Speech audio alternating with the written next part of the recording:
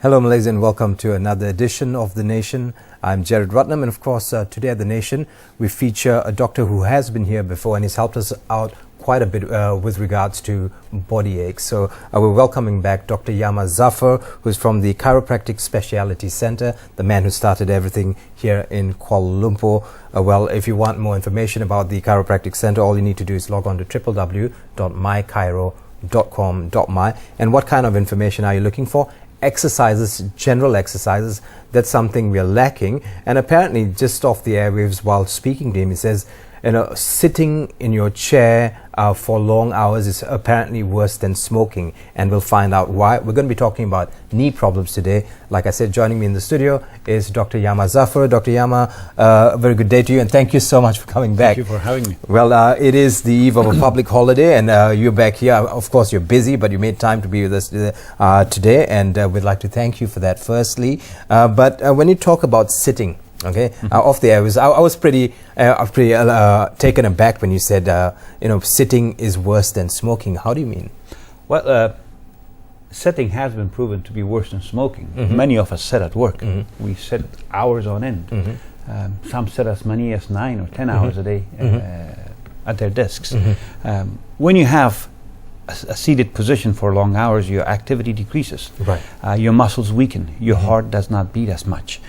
So you will develop not just problems in your muscles and ligaments, but you can also develop cardiovascular issues. Right. And now they're saying that they're tying long or prolonged sitting to even colon cancer. So you could develop life-threatening conditions if your job requires you to sit for prolonged hours. Right.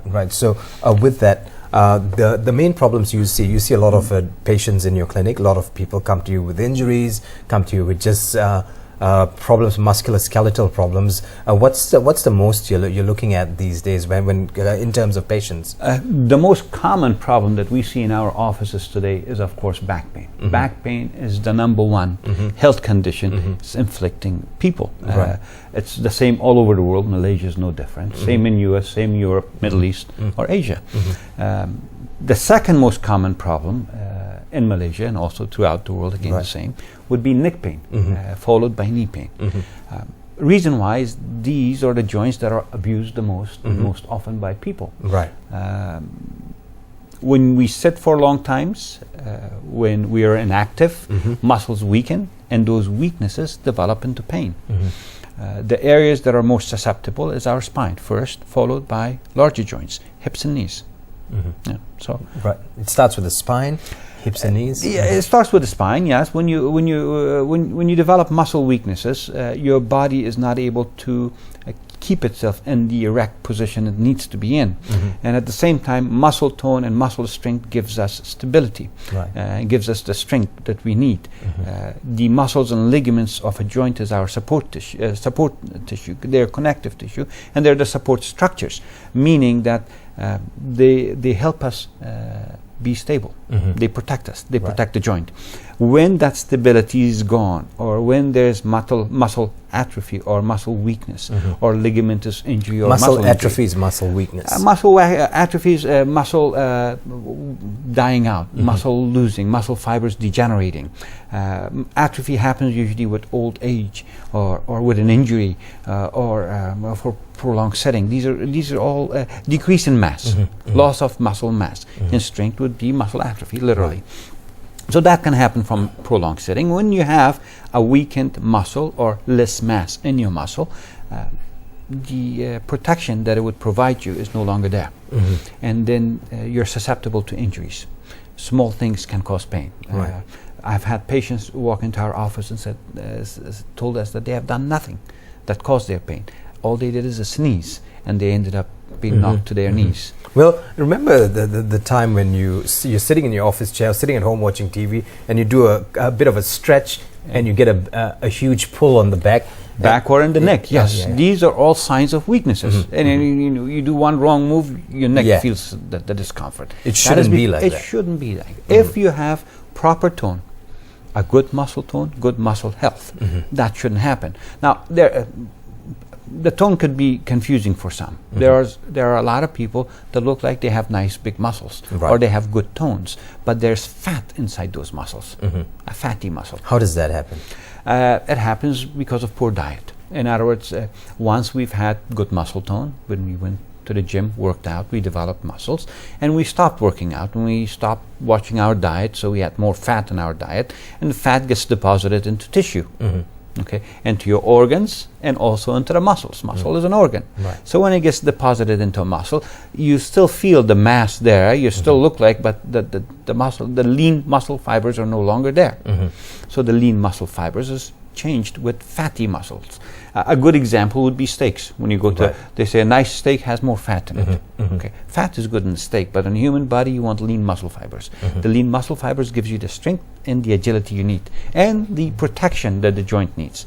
So with age, with decrease in activity, we will have more fatty tissue around our muscles. And with muscle atrophy, you're talking about muscle atrophy. If you look at the pattern of people developing muscle atrophy, apparently there's a saying, I don't know how far this is true, but they say that people develop muscle atrophy at a younger age these days. Those are new, developing of atrophy itself is sometimes could be a neurological condition. Okay, muscles need to communicate with the brain. That pathway of communication needs to be there. The brain needs to know what the muscle needs, what the muscle is doing, what the muscle wants, and what the muscle should have. And that is done through nerves, neuronal connections between the brain and the muscle.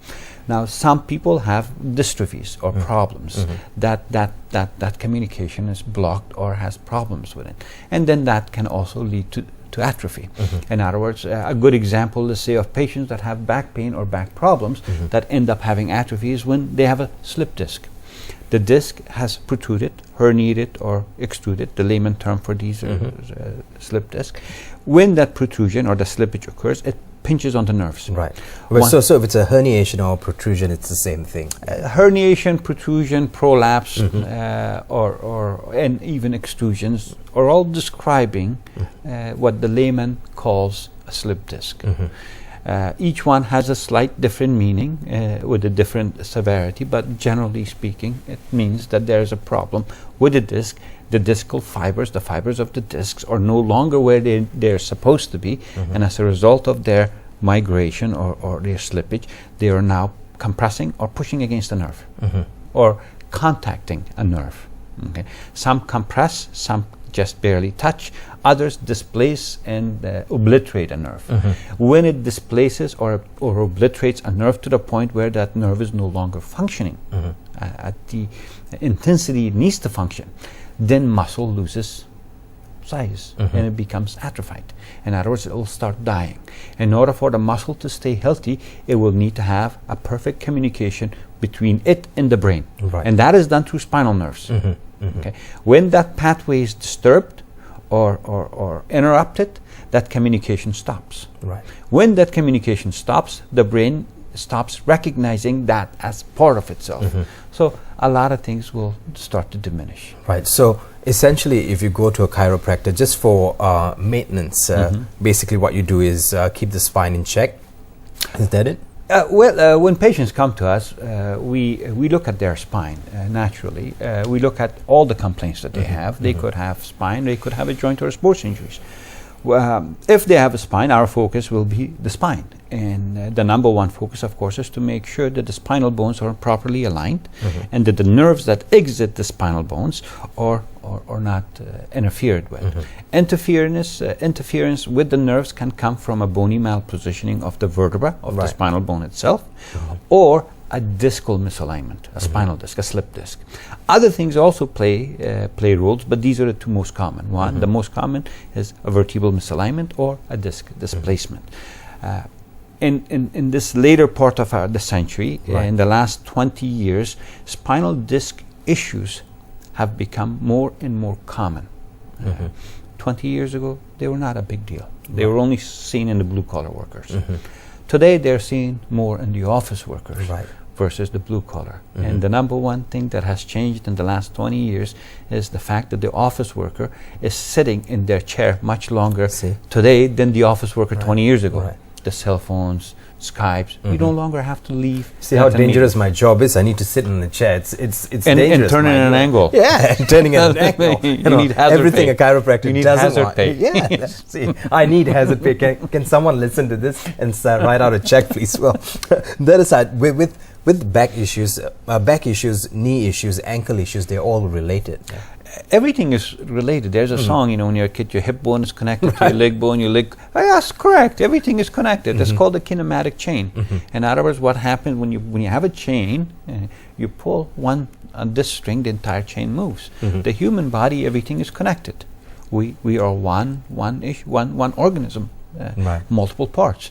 So when you have a problem, whether that problem is an infection or musculoskeletal or an injury, and if it's not corrected, it could affect and spread to other parts, because each part is yes, your foot may be independent, but it will not function without the leg bone that connects to the knee bone. Okay, so everything works with one another. Right. Okay, and for that to happen, everything needs to be in balance. When there are imbalances and when there are problems, that is when issues come up. Now, there are people that have health problems, that have back pain, neck pain, and issues, but they have no symptoms. And just because you don't have symptoms, it doesn't mean that you're perfectly healthy. Okay, so yes, you could have imbalances and not have pain. Right, right. So when you come to one of our centers, we check these things out. First, we focus on the area of complaint. If, for instance, it's a spine, we check the spine. And then we also ask about related conditions that we usually see with those that have spinal problems. And we evaluate that. We evaluate to make sure that the nerves are conducting what they need to conduct regularly by checking the reflexes to make sure that the nerves are not interfered with. In other words, that there's no chance of having atrophy later or muscle weaknesses. And it's called, when that happens, a foot drop. Where you have significant weakness on one side versus the other side. End-stage slip disc leads to that, and that's still treatable non-surgically. But beginning stage slip disc may have that, and it's very hard to detect by the patient themselves and by the person examining them, unless they know what they're looking for. So when you come, or when patient comes with us with spinal disc issues or back problem, we check these things. We check for hidden problems, because not always will you have symptoms. Right. So, what I want to come back and talk about is, when you have spinal pain or lower back pain, you go to an orthopedic surgeon. Sometimes they give you steroid jabs, stuff like that. Now, how does that work? What happens after? We're going to come back and talk about that. Also, we want to come back and show you knee problems. Dr. Yama has brought some examples for us. He's also brought George along. This is his spine. Today, we're going to, some of us listen to people or doctors talk about L1, S2. What's all that mean? We're going to come back and try to figure that out also, all happening at The Nation right here on Bernama TV. Stay with us. We'll come back just after a short break, yeah? Okay.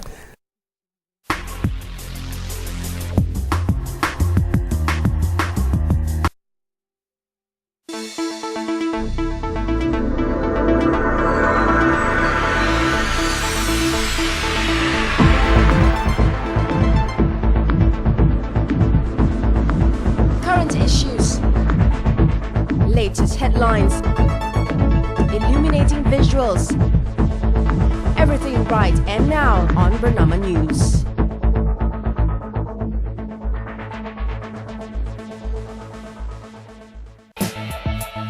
Eyeing on the world news, international arts, culture and global economy.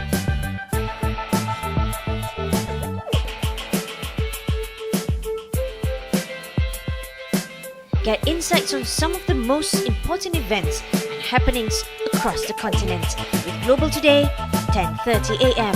from Monday to Friday.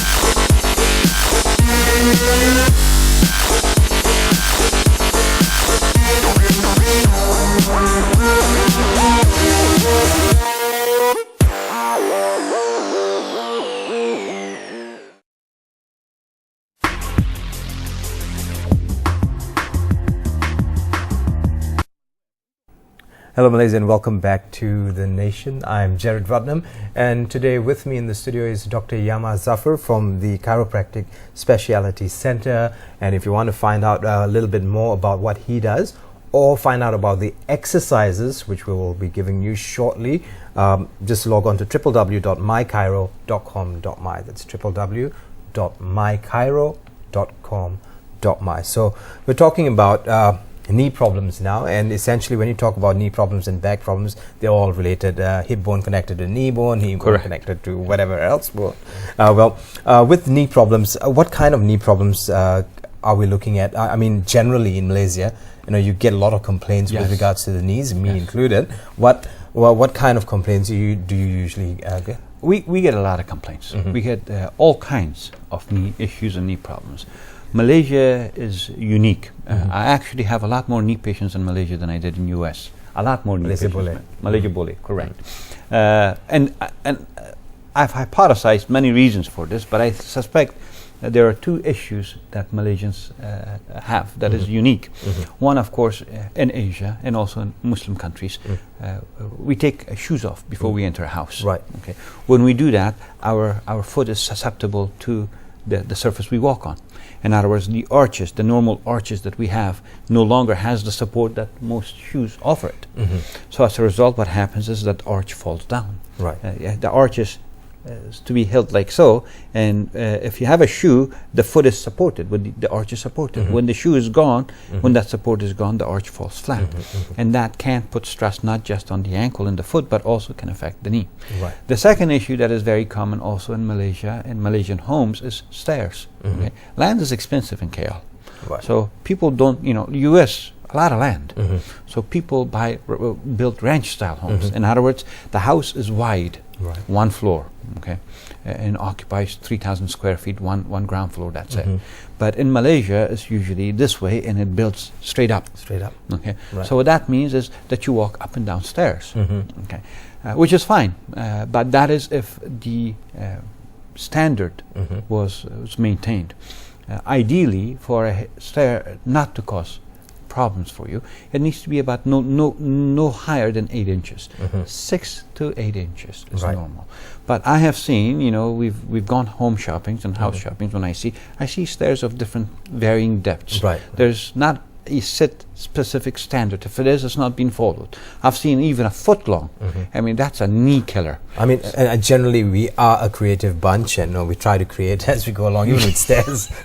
So make them at different levels. Yes, there's different levels. So and office buildings also has the same, the different. Fortunately, where I am, the office building is awesome. It falls between 6 to 8 inches, which is less of an issue when you walk up. It's not as stressful. Right. Now, when we walk, when I walk, when you walk, you will have your body's weight on top of your knees. When you go upstairs, that weight, as far as your knee is concerned, could be multiplied by as much as 4 times. Okay, that is walking up the stairs. Now, the steeper the step, the taller the step, the more amount of weight you will send to your knees. In other words, the 4 times your body's weight is for a step that is 6 to 8 inches. Now, if you have a step that is about 12 inches or 10 inches, 10 to 12 inches, then you will have something like 6 to 8 times your body's weight.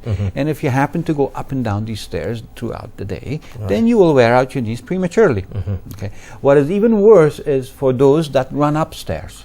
Okay, they have a habit of skipping stairs. When you skip stairs, even if it's I love doing that. Hop, skip, and jump. It's a great workout. It's an awesome workout. Your heart loves it. Your muscles, everything loves your it, knees, though. except your knees. Everyone says yes, go, except the knees saying bad things for you, bad things to you. So, yes, that can damage the knee and cause it to wear out. When knees wear out, it gets damaged. Wearing out is a sign of damage. Damage can happen to your muscles, your ligaments, and the joint capsule, and the bone itself. And the knee, I can show it. Right. Okay. Now, this is a normal knee. Normal knee. Yeah, this is a normal knee. Yeah. So you have, I'll just show this onto my knee, so it'll be easier for people to imagine. Can we zoom in cam through cam 3 at least? Yeah. This would be the leg bone. This would be the part of the bone that goes down towards the ankle and the foot. Okay, on the very left you will have the tibia. The tibia is the thicker bone. Okay, and that is the bone that forms the majority of the main bone of the knee. There's also a smaller bone along the inside of your thigh, along the inside of your knee, and that bone is called the fibula. Right. Okay. Now, the fibula, the tibia, and then you have the femur. Okay. Now, these are the main bones, but the most important bone is the bone that bears the weight. Right. Okay, which is this one. Okay, this is the weight-bearing bone of the knee. This bone on the side is mainly for muscle attachment. The fibula is for muscle attachment. So the tibia is the most important bone. Now, when we irritate or stress the knees, the stress is placed on this bone. Okay, the stress such as the one that we talked about, the arch is falling. When the arch falls, the tibia rotates. That rotation can cause that can cause the ligaments and the meniscus that is right in here to get damaged. Now, the meniscus attaches to the tibia, and the tibia is connected to the other bones through a series of ligaments that are on the inside of the knee, and the ligaments that are on the outside. Now, there's two pairs of ligaments aside from the medial on the inside of your knee, and the lateral, which is on the outside of the knee. There's two other ligaments. They're referred to as the cruciate ligaments. The cruciate ligaments, meaning the X ligaments. You have an anterior and you have a posterior, and you can see them like so. They're connecting your thigh bone to your leg bone. Right. So it's on this side. You can see. This is shown in here. The anterior and the posterior cruciate ligament. The purpose of the ligament is, one, to hold the joint in place. Two, to make sure that when you're in motion, when you're in activity, that you don't displace it, that you don't dislocate your knee joint. Now, certain movements, certain motions, certain sports activities can have an impact, a significant impact on these ligaments. Right. Okay. The most common ligament that is injured in an athletic activity is the medial and the lateral collateral ligaments. Okay. These are easily injured. And aside from that, you will professional athletes, or the ones that are really hardcore, or the weekend warriors, the ones that I like to call the weekend warriors. They go into the gym and they're very aggressive, and they push their bodies to the limit, and they do heavy weights, and they don't take the break, or they're not hydrated well enough. They end up having more injuries to their cruciate ligaments, the anterior or the posterior cruciate ligaments.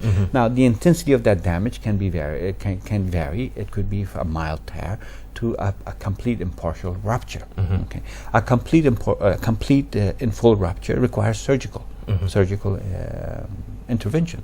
When it's partially torn, then it can be repaired or through therapy. Surgery may not be needed, and in most cases it's not needed. But these are the tissues, going back to the knee structures, these are the areas where you can have problems as far as the muscles, ligaments, and the meniscus, which is the pad that separates the leg bone and the thigh bone. This is what a healthy knee looks like. This is what a healthy knee looks like. When everything is good, it will look like this. And one structure that's not shown in here is the patella. Patella is the kneecap. Kneecap is not attached to any of these bones directly in here. It's a free-floating bone. It has a ligament on the top that connects to your quadriceps muscle, and another ligament that connects to the leg bone, to the tibial plateau here. So the purpose of the kneecap is not so much of a weight-bearing structure. It's more of an attachment point for your thigh muscle. Okay, and this is why muscle strength, especially your thigh, the quadriceps muscles, or perhaps the most important structure when it comes to a person's knee. Okay. Sitting activities or sitting jobs, or people that have sedentary lifestyles will have quite a bit of problems with their quadriceps, and that by itself will lead to significant problems. Having problems with the quadriceps. Problems with quadriceps could be multifaceted. It could be a weakness in the quadriceps itself. It could be tightening of the quadriceps. When you're not active, your muscles become tight. In other words, your hamstring, you're not going to have the mobility and the agility you once had. So that tightness, that spasm, that excessive contraction can cause problems in the knee. The reason why it can cause problems in the knee, especially if it involves the quadriceps, is because the quadriceps is anchored or tied to the kneecap, which is anchored down here. So when a quadriceps, when this muscle, the quads, are in tight spasm or contraction, the kneecap is pulled, jammed against the thigh bone. Right. Okay, and when we walk, quadriceps move, contract. With every step, the kneecap goes up and down. Okay, now if it's being jammed against the surface of this shiny surface, the cartilage, then what happens is it causes it to wear out. In other words, a healthy bone, a healthy knee like this, can have wearing out, erosions, like this. Right. With a tight quadricep. If A muscular imbalance can lead to can that. bring this in, we can show you the damaged knee and what it looks like. If you can bring this camera in, it'll be good. Yeah. There we go. Yes. And and on cam 3 too, you can see some big problems here with these knees. And that can come because that surface of the bone is being rubbed on or scraped on, either by wearing out of the meniscus or as a result of the kneecap maltracking. Right. Okay. Now, So if a kneecap is maltracking, which means it's supposed to be moving this way, Yes, it's moving it this can be way or moving- this way, yes. it's an imbalance of the muscles. Still. Yeah. That's still quadricep is the most important muscle in Yeah. the knee, and 90, I would say even in every single knee patient I have treated throughout the years. Okay, I have never seen a patient come into my office, Right. complain of a knee problem, and yet have no quadricep issues. Okay, I have had So bodybuilders. chances are, if you have knee problems, most of the time, Something is happening with the quadriceps. Quadricep is involved, and quadriceps needs to be treated. It's either weakness or tightness. Okay, I've had bodybuilders, beautiful quads. I mean, it's just, you look at it, say that's a work of art. That's awesome, great tone, great everything. But the problem then is tightness in the quadriceps. It's pulling the kneecap and pushing it against the thigh bone and the knee bone. So that, in that type of a scenario, it's not a weakness that is the issue, it's the flexibility of the person. That person may not be warming up sufficiently, may not do stretches properly, and they would need something like that in order to make sure. So quadricep will be involved, but in cases like a person such as the one I just mentioned, a big bodybuilder with nice, beautiful quadricep muscles, and those type of individuals, usually it's the meniscus that's worn out. They have pushed their body to the limit day in, day out for their physiques, Right. and So, they have end up injured. I mean, essentially, when you exercise, the more important things, the fundamentals of exercising, they say, the tripod of exercises would be cardiovascular health, of course, strength training, and stretching. Stretching, but the most important is form, form and technique. Exercise is good, exercise is important, but the most important thing is that you maintain proper form and use the right technique. If you shy away from that, there's no shortcuts. Right. Okay, when you push yourself, or if you don't have the proper form, or you're not using the right technique, you are going to get hurt. Right. If you did it and you didn't get hurt, you got lucky. If you keep doing it, you will get hurt. It's just a Right. matter of time. Also, another thing we have to remember, if you're sitting in front of the TV right now and you're thinking to yourself, why do I have all these body aches sitting in front of the TV? It's just that, because you're sitting in front of the TV. You're not doing you're watching TV, of course, but your body is inactive. It's doing nothing. You get pains all the time. We'll come back and talk a little bit about that. So we'll talk about how to exercise the knees or how to keep the knees fit, a little bit about the back, and we're going to introduce you to George too. So stay with us right here at The Nation. I'm Jared Rutnam. Joining me in the studio today is Dr. Yama Zafar. For more information on exercises or how you can better maintain your body, all you need to do is log on to www.mychiro.com.my and you'll get all the information there.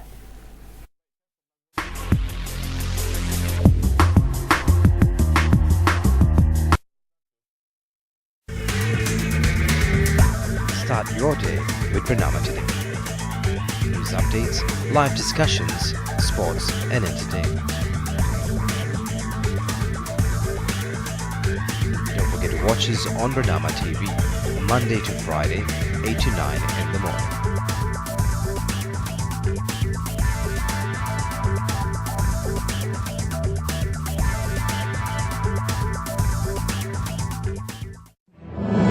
Offering the latest stories and economy reports from local and foreign fronts.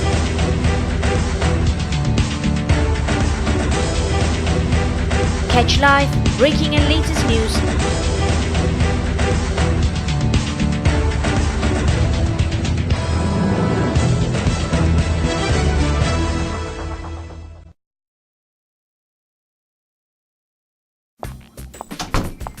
Bos, kita kena hantar wang tak tuntut ke Jabatan Akauntan Negara. Ini borangnya, bos. Berapa banyak kita akan serahkan tahun ni? Ini ceknya, bos. Oh ya, juruadik pun ada dengan kita supaya buat serahan sebelum 31 Mac setiap tahun. Pihak-pihak yang perlu membuat serahan wang adalah syarikat-syarikat, pertubuhan dan koperasi, badan berkanun dan firma. Serahan perlu dibuat sebelum 31 Mac.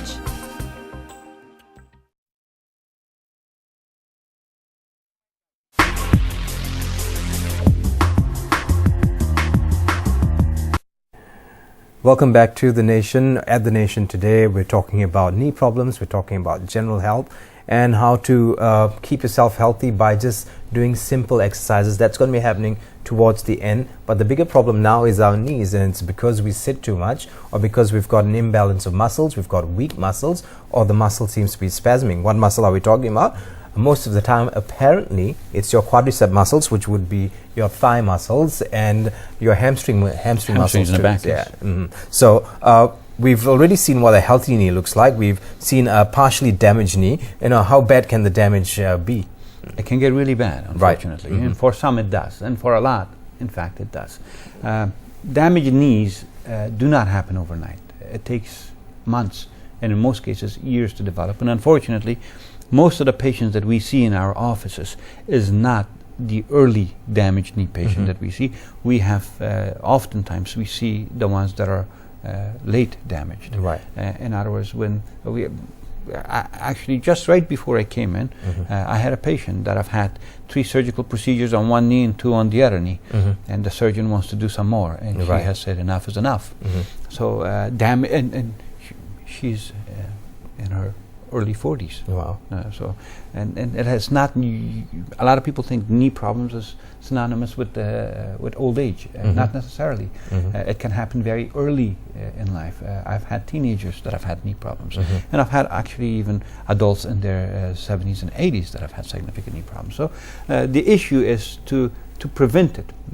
They say an ounce of prevention is better than a pound of cure, and I'm a true believer in that. And how one can achieve that is by making sure that if you have a seated job, that you stay active when you go home, that you participate in some form of physical activity to engage your muscles, not just one muscle, all your muscles. Walking is good. Walking is an awesome exercise. I think everyone should participate. I mean, at radio or Bernama Radio 24, we've recorded a couple of promos, and I listen to these promos all the time. Promos done by Dr. Yama, and he talks about don't sit in your desk for more than 20 minutes. After 20 minutes, get up and walk around. And I do that all the time. It's like sunk into my head simply because it scares me. Body's in motion. Stay active and healthy. So if you stop being in motion, you stop being active and healthy. Right. You may not notice it. Most don't notice it when they're 30-something, 40-something. But what happens is that it will catch up with them. You may get engrossed into your work, into your laptop, into your paperwork. But you have to remember, get up, walk around. Walk around, take a breather, do some exercises. Get up, do squats. That's the best exercise. But I mean, going to a chiropractor takes a lot of work. You need to go back and do your own homework. We want quick remedies. We want work done. I mean, we want our results yesterday. So the best thing is to go out and get a jab, if you've got knee problems, get a cortisol jab of some sort. I know we don't recommend that. Yes, that's the thing. That's what people do that. Yeah. People do that. People jump into quick fixes, and quick fixes are quick, but they're not fixes. So and people don't realize that. You have they merely suppressants. Dumbens the knee, basically. You it's like having a car problem. You're driving your car, it says check engine, and instead of check an engine, you go under the dashboard and you take the wire out that lights that little bulb that tells you to check engine. So pain medication is similar to that. It doesn't fix anything, it covers up, which is needed sometimes. I'm not against that, but that's needed, but as long as it's not abused. A lot of people today abuse it. It's very common, and I've seen people popping Celebrex, Tylenol, Advil, all of these things, left and right like it's candy. It will have impacts later in life, or it could have for some immediate impact and allergic reactions and so.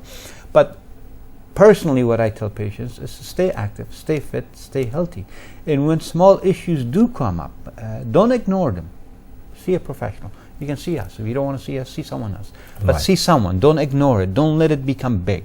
Now, when it comes to knees, a small, minor muscular issue ignored can lead to, I can show this again, can lead, this is a healthy one. When it gets damaged, it can lead to wearing out. Wearing out and some degenerations. This part is worn out completely. Now, if this is not corrected, or if this irritation, the source of this could have been the kneecap that maltracked as a result of tight quadriceps. If that is not addressed, this will get bigger. And once it gets bigger, then it can lead to more pain, more discomfort. Can we close in camera 2, please, just to see the damage on the knee? You can see this wearing out of the cartilage here, and that is quite painful. I don't know if I don't think they can see it, but we'll leave it at that. It becomes quite painful. Now, when that happens, then this person is limping, and they're in quite a bit of pain. And in addition to this, they will also start developing arthritic formations. Arthritis is extensions of calcium deposits on the soft tissue or the edges of the bone. You can see this lipping here. On Cam 3, a little closer on There Cam we 3. go. That is the erosion that I talked about as a result of premature wear and tear. And there's another one. That's the cartilage. And this one here is a bone spur. And that does not belong there in a human The bone being. spur does Bone not spur, belong there. yes. Ideally, a smooth surface like this should be there. Okay. Now, when this area is damaged, when the knee is damaged, then we have a situation where, let me get it, there we go. There. You get that. You get that, you get the arthritis, and if this is not handled or treated properly in a timely manner, then you end up with a more severe form of damage. Right. And usually this is where a lot of our patients that come and see us, they come with conditions like this, and they expect miraculous, they expect magic, okay?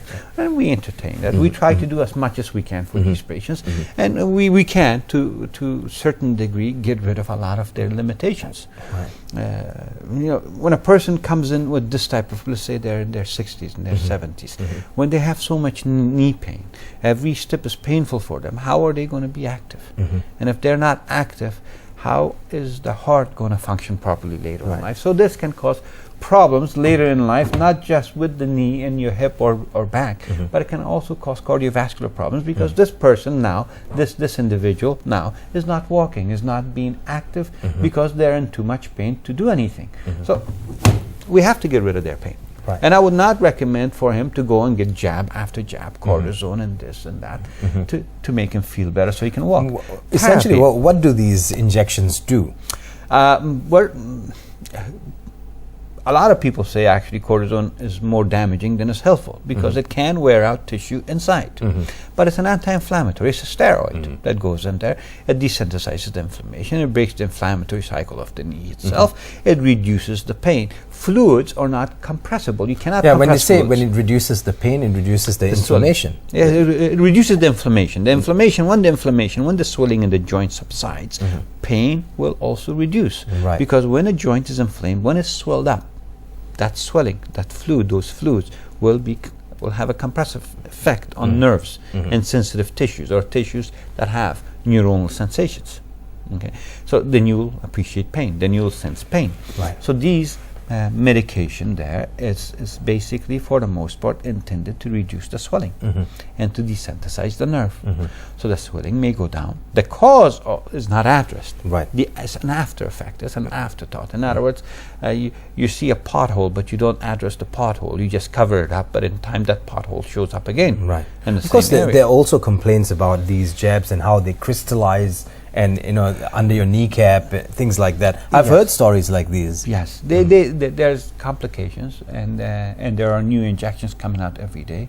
They have the stem cells now. They will inject 10 million, 100 million, few hundred million injections of stem cells. And there's mixed research on that. Personally, when patients ask me, do I recommend stem cell injections, I am actually telling them that no, I do not recommend it. I would recommend more a therapeutic version rather than stem cell injection. But with stem cell injections of any kind, correct me if I'm wrong here, and I don't know, and I need to check with someone who knows about stem cells too. Apparently, the last person I spoke to said that It's a very exciting area. I mean, stem cells or the research of Yes. stem cells, a very exciting area. But Huge scaffolding potentials. for these stem cells, when you jab them in or when you put them in, do they latch on? That's the bigger. That's the issue, Yeah. and they don't, and that is the problem. So stem cell has its places, but it has not. That technology, I think, has a wonderful future, okay, but it has not been perfected yet, in my opinion. Right. And I have seen patients that have had these therapies, and it has not lasted long, and they have been disappointments with them, with the patients themselves. And I understand why there has been disappointments, because the body does not, in order for the body to function, it needs to be self-sufficient. And bringing a foreign chemical, even a stem cell inside, is not going to give the body the ability to rejuvenate itself when it needs to. So in order for you to stay healthy, your body needs to repair the damages that is inflicted upon it on a daily basis. And if it cannot repair itself, it will fall and break. And just like a building requires maintenance for it to look nice on a daily basis. Our human body requires maintenance every second. Now that maintenance, when it comes to the joint, is through the products that the body delivers to the joint, that the joint needs for repair and recovery from injuries and damages. Now, if those chemicals, if those compounds, those components are readily available for the need, then the damage can be addressed quite effectively. This is why people that are under the age of 30, their likelihood of recovery from an injury is much faster and better than, let's say, one that is 50 or 60 years old. And the difference between these two groups is the raw material. What are the raw materials that our bodies need, especially the DNA needs, is the glucosamino products, the chondroitin sulfate, the glucosamine. You go to the pharmacy, there's just heaps of it being sold, glucosamine and Chondroitin sulfate. chondroitin. But these are ground substances. Yep. These are the ground substances our bodies need. Every human cell, your skin, your muscles, your bones, your ligaments, and your joints and your cartilage needs these substances to replenish itself. But there are other problems that come along with it. Saying if you're suffering from what do you call that, gastrointestinal problem, if you're diabetic, you have to. And there are some people that are severely allergic. You just cannot go. And I don't want people to turn off the television and run to the pharmacy and buy these glucosamino products. No, you need to have a proper evaluation by someone who understands them, and then they can recommend these compounds for you. But these compounds are naturally, our bodies make these compounds. Okay, you should not focus on bringing them in. Right. You should focus on enabling your body to produce these compounds naturally. That's through diet, through nutrition, through exercise, and through maintenance. Sounds like a lot of work, but no, not necessarily. Actually, it's not so bad. It's not so bad. It's not so difficult. The alternative, this is bad. This is a lot of work, a lot of bad work in the wrong ways. This is avoidable. This is avoidable. This is avoidable 100%. But unfortunately, most of the patients are here. Right. This can be avoided.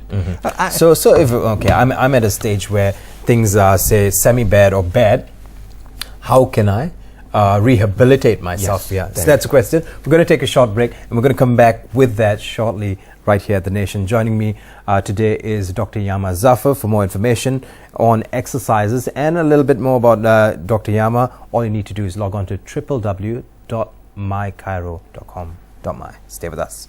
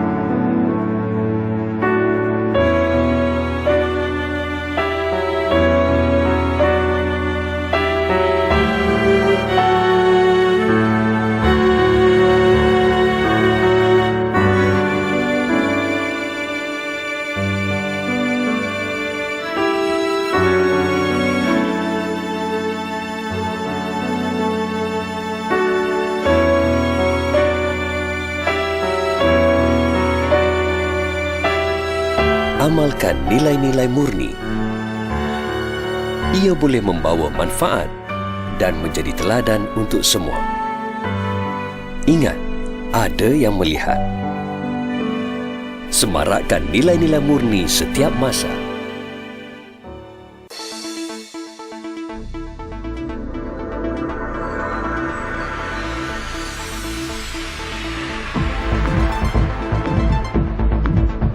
Menongkah batasan masa. Mengupas isu semasa. Menjadi saluran pelbagai suara. Segalanya baru dan benar di Berita Bernama TV.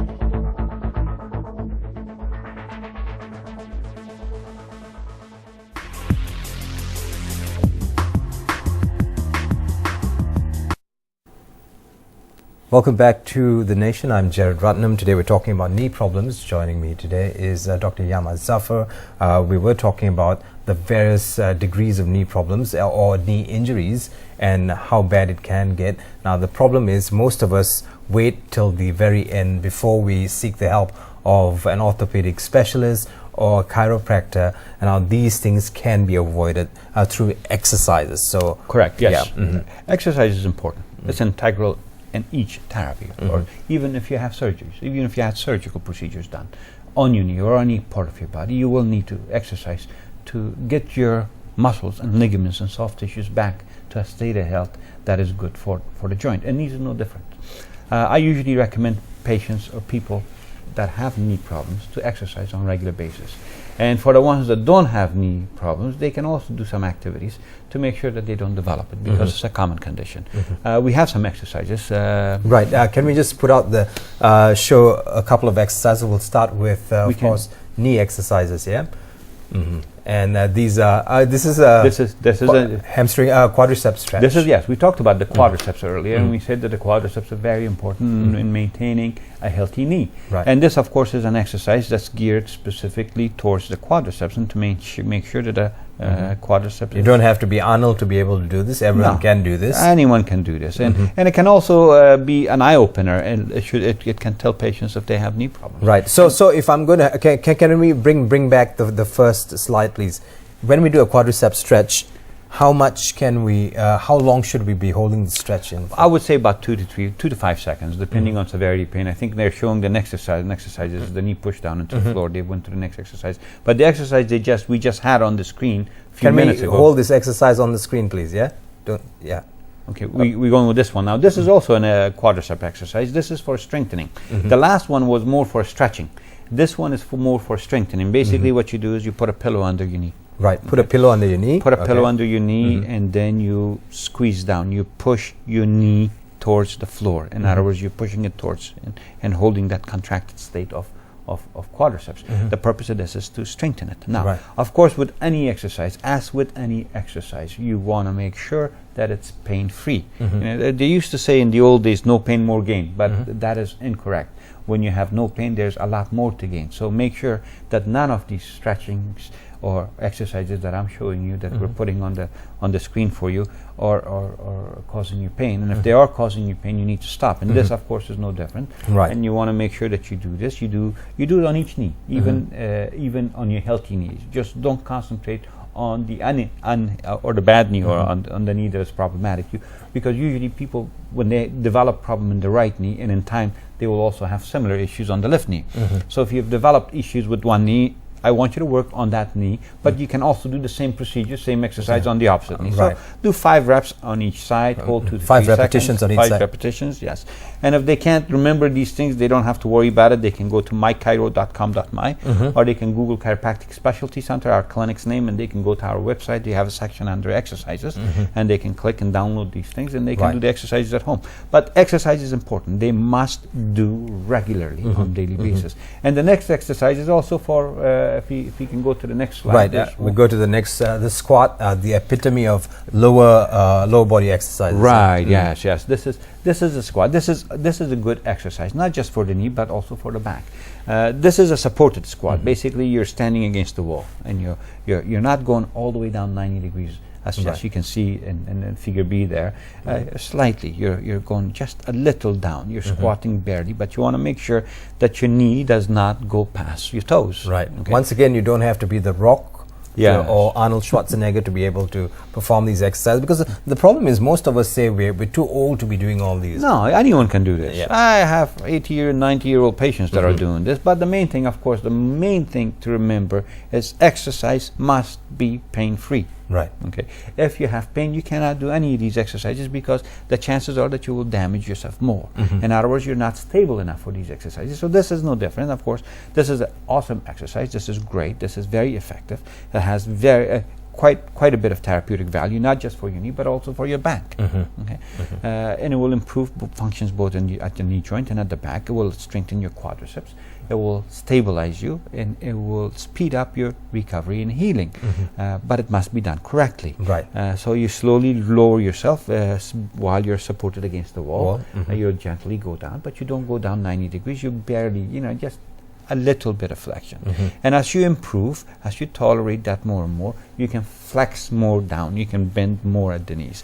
But you start very gradual and very gentle. And those are the knee exercises. Now, we talked about the back earlier. We can take that out, and I can show George here. Okay, let's move on from the back to what's happening in the studio with George, of course. Yes. Say hello to George, Malaysia. Yeah. Yes, this is George, my friend George, that has helped us many times with Right. patients. Now, knee problems and back problems are interrelated. Earlier we talked about the fact that every bone in the body is connected to another bone. And of course the knee joint is one part of the knee joint is coming from the thigh bone. And the thigh bone, at one end is the knee, and the other end is the hip. Connecting to the hip. If we can zoom in here, and we can see then that the hip is connected to the tailbone. Right. And okay, here we go. I think they're zooming in. And the tailbone is then connected to the fifth and fourth lumbar. The important thing about this, the spine, is that the last two vertebrae, we're talking about the fifth, which one are we on? Yeah, that one. Okay. The fifth and the fourth lumbar, the nerves that exit these two segments of the spine are the ones that control the muscles and tissues of the thigh and leg. Okay. Quadriceps is one of these. So a lot of people have quadriceps issues or issues with their quadriceps muscle. We talked about earlier that they need to exercise them, they need to stretch them to make sure that the flexibility is there and the tone is there, the strength is there. Atrophy we spoke of earlier as well, that could be cause of knee problem. Now, atrophy and those problems can also be related to the spine. So there will be patients that have knee problems when in fact the problem may not be specifically in the knee, or is partially in the knee and partially one that it involves the spine. Spine would be such as a slip disc. When there's a slip disc or a spinal problem, then there will be issues. Slip disc would be something like, let me see, like there we go, a little protrusion there. There will be pinching on the nerves that exit from here, or these are the spinal nerves. And these spinal nerves, this one specific, has portions of this go down back towards your leg, and they control and innervate the muscles of your thigh, specifically the quadriceps and the adductors. There's quadriceps and there's adductors are the one that the inner thigh muscles and the outer thigh muscles. Now, every single muscle is controlled by a nerve that comes from your spine. So spine becomes a very, very important part of well-being of not just spinal health, but also extremity, hips, knees, and feet. So you can, and we can show up. A little something we need to talk about the next time around.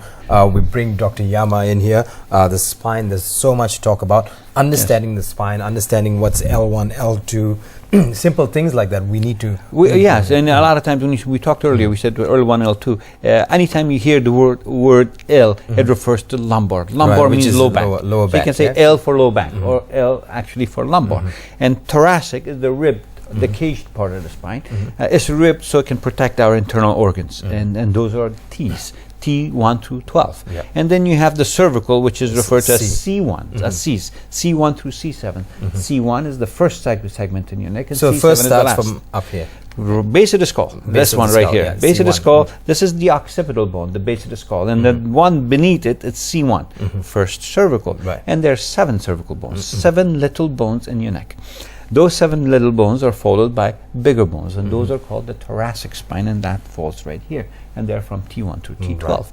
Following the thoracic spine is the lumbar spine, and those are the L1 to L5. Okay, and we can show this again. And the importance of the spine, of course, is the nerves that exit from each one of these segments, from C1 all the way down to the L5. At each segment, we have nerves. These nerves are what controls our bodies, our muscles, our ligaments, our tissues. And we need these nerves to be free-flowing. We need them to be stress-free. Right. We do not want any pressure on them, because when there's pressure, and if it's the lower neck that has pressure on it, then you will have issues with your hands. Okay. If it's the mid-back that has problems, then you can have issues with your internal organs, or you can have issues with your mid-back and even hands and legs. The lower back is classically known to cause issues with the legs and reproductive organs. Okay. Reproductive organs, be careful. Yes. A lot of men have problems, and a lot of females also have problems. It could cause menstrual cycles to be horrifically painful, and for men it can cause other forms of problems that are just as bad. Aside from those, it could be muscular issues, weaknesses in the muscles, or atrophy in the muscles, and that can come from the spine. So that's a little something about George. We've got a little lesson on how we can protect our knees or make stuff here a little better. And of course, we learned a little bit about what C is, T is, and L is. It's very simple. We'll come back the next time and of course give you more of an explanation about things like these. In the meantime, if you're going to a barber the next time around, please make sure he doesn't crack your neck for you, because he's not trained to do it. A lot of deaths in the world occur because they happen because of barber deaths. And then also there's been a lot of people claiming to be chiropractors when in fact they're not chiropractors. And there are some accidents that have happened who have actually, these people have said they are doing chiropractic treatment and they have injured people. So you want to make sure next time someone tells you that they're a chiropractor, you want to make sure that they're actually a chiropractor and not someone who's pretending to be one. And that is very important. Many people have been hurt in Malaysia by imposters. On that note, we'd like to thank Dr. Yama Zafar for coming in. If you need more information, log on to www.mychiro, that's one word, mychiro.com.my. I'm Jared Rutnam. You have a great day ahead.